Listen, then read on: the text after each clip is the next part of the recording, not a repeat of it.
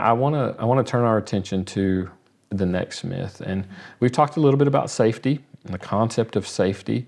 And one of the things at play that I want us to talk about is this concept of attachment theory. And some may have heard of it. If you've adopted a child or you've been in a foster care system, you've heard of this concept, but I think we would be surprised to know at how much attachment theory is sort of an underlying philosophy, especially in this concept of safety that we hear in trauma all the time. Attachment theory is a baseline concept that really pervades lots of ideas out there. And I want us to discuss that as one of our next myths in the trauma theory. One of the things that's interesting about it is people may have never heard of John Bowlby. They may have never heard of the concept of attachment theory itself. But as we start talking about this, they're going to recognize some of the philosophies that are underlying. And there are several places at which lots of people have been introduced to these concepts without hearing the name John Bowlby, without hearing the concept of attachment theory or the title of attachment theory. And so it certainly underlies this concept of trauma, which I want you to get into, but it's something that you see sort of as a foundation, maybe even a presupposition about growing up, right? About a child growing up, and they have this natural need for a child to be nurtured. And certainly we agree that a child needs nurturing, and that's a part of God's design in the family. But what we see in this concept of attachment theory from Bowlby, we see it invading lots of places. For example, TBRI, right? Trust-based relational intervention. So if anyone has ever done any type of foster care or adoption, they've been trained in some way to think about attachment theory and creating safe space in order to undo a lot of what's happened in a child who's been neglected or abandoned in some way, and that attachment theory is intended to explain what's happened to this child. We see it rearing its head in things today like gentle parenting, right? So lots of different concepts here.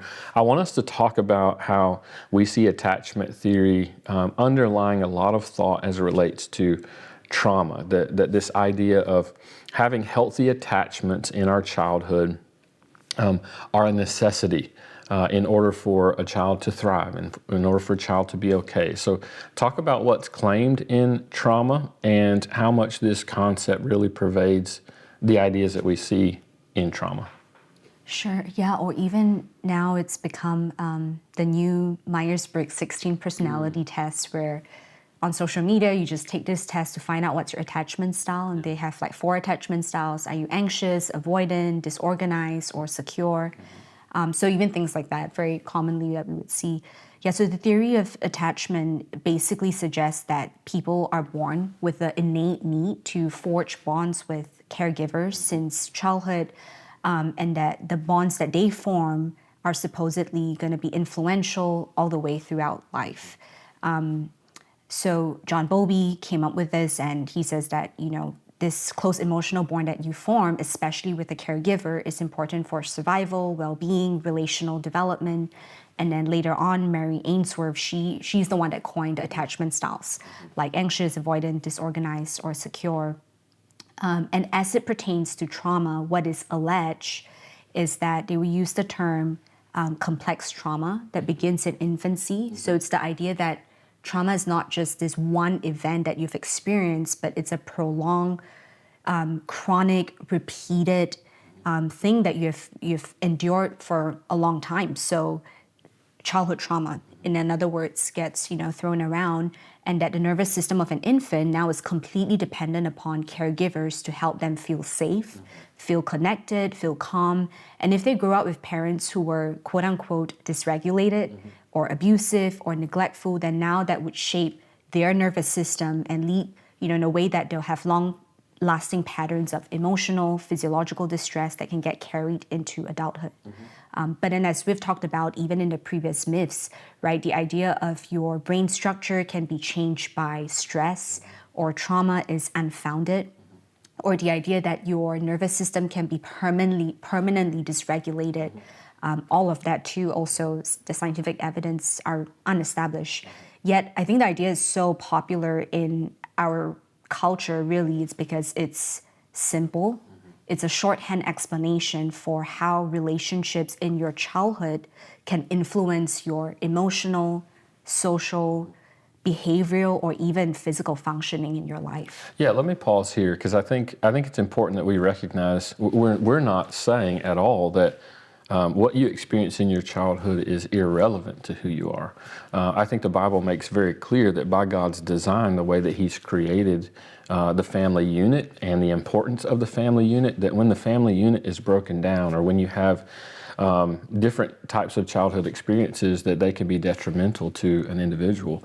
But we're talking about it in terms of influence, not determination. And what you see in attachment theory is this concept of, determination, that if you experience certain things, then now you're vulnerable to become a certain way because of this unmet need that's within you as a child.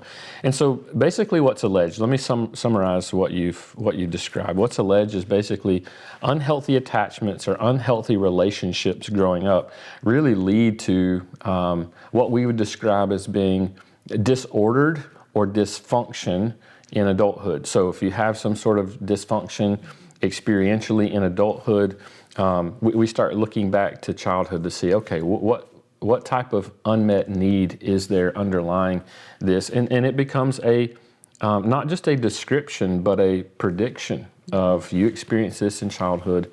And so this explains how and why that you have this dysfunction in adulthood. And that sort of determination is a misrepresentation of what we see scripturally. And again, what a person goes through in the course of their life, it can vary, and the influences can be many, not just a childhood that was maybe less than ideal, but socially, the way that we're human agents, moral agents, with an active heart responding at all times. And we start to move away from the concept scripturally that I'm not denying that children go through really detrimental relationships when they're young. Many do. Many even we would categorize as being traumatic. But we can never leave the concept scripturally that child is a moral agent, and the things that they've endured and experienced are terrible and unfortunate, and the Bible would even say is wicked and evil.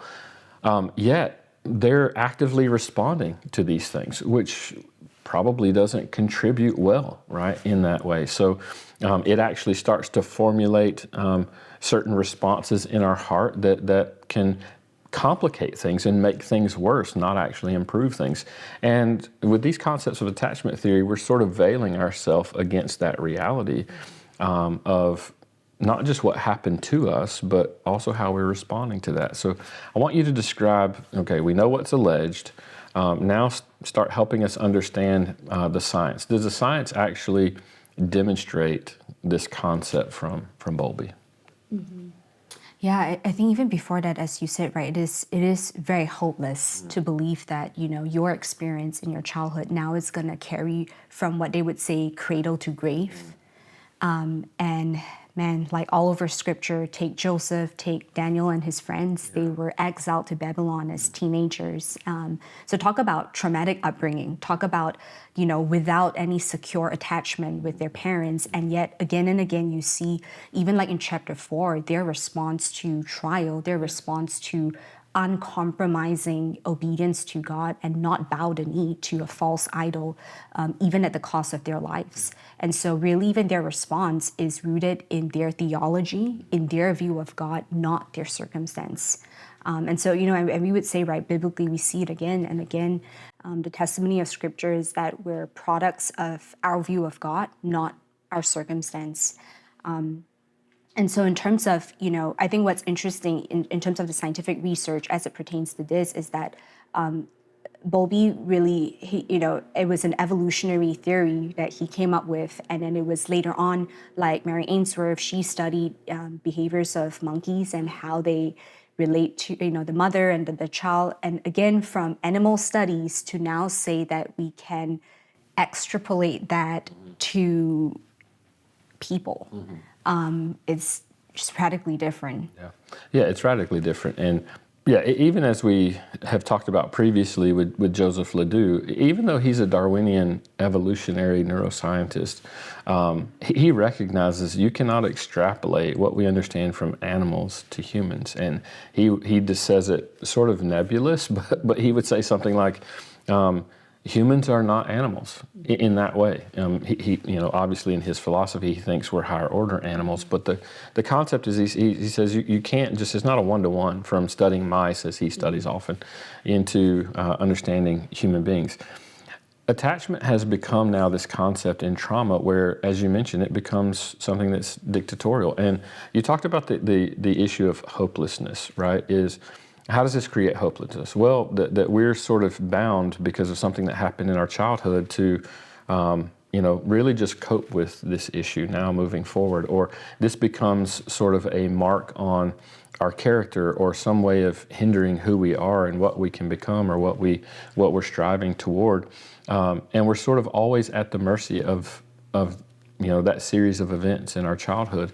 That's really not the way the Scripture describes it. In fact, most science, and this is where another theory of trauma comes in that I think combats the whole van der Kolk body keeps the score concept in this concept of resilience. George Bonanno writes about this, the science of resilience in his book, The End of Trauma. And he talks about this concept in a way that I think is really helpful to us here. We can never explain the concept of resilience, the concept of us being able to return back to something that's thriving after difficult trauma. Let's take war veterans, right? Some war veterans are, sadly experience lots of difficulty because of their experience. But you have two veterans who experience the same type of issues in war. How do you explain one does well, one does not do well? And he's just merely asking that question. He does the same thing with childhood trauma. How do we explain how some kids actually respond resiliently, meaning that this event that happened in their life or this series of traumas that they experienced in childhood actually makes them stronger than would have otherwise? This concept in van der Kolk, this concept that's proposed by attachment styles based on attachment theory, really falls apart when you look at the concept of resilience. We can't explain how some people actually respond stronger when they experience difficulty. Mm-hmm. Yeah, so even like the intramural debate within psychiatry, right? Of like, and if relationships are important, then what we're saying is that it's reversible. Hence, people can be resilient if they are surrounded with loving, strong, relationships and community. So even then, it's not deterministic, but socially, what they can observe is that it should be reversed. I love what Martin Lloyd-Jones said about this, where he says, the terrible, tragic fallacy of the last 100 years has been to think that all of man's troubles are due to his environment, and that to change the man, you have nothing to do but to change his environment.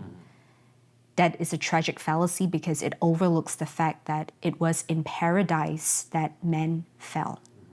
I think he, just worded it so well of it's not because of relationships, because of environment, because of upbringing, but it's sin within. And then the hope is the gospel, that you can be a new creation, you can grow to maturity, you can put on, you can, build, even have a biblical family and not be bounded by past childhood upbringing. Yeah, and again, I want to reiterate, we're not denying influence. We're not denying that this may even create some sort of weakness in us, but it doesn't make us powerless, according to Scripture, because what makes us powerful is the work of the Spirit in our hearts, our ability then by the Spirit and the Word to put off and put on, to be renewed, not just in our mind, but be recreated in our heart, as the Scripture describes.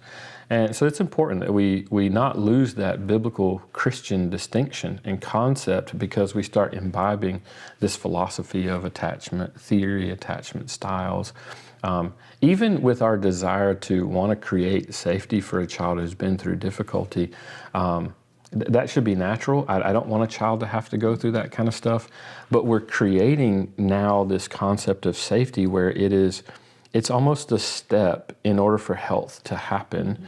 We're creating now this fabrication that health is not achievable, right? Or good is not achievable as an outcome for this child unless we do this preliminary step of safety.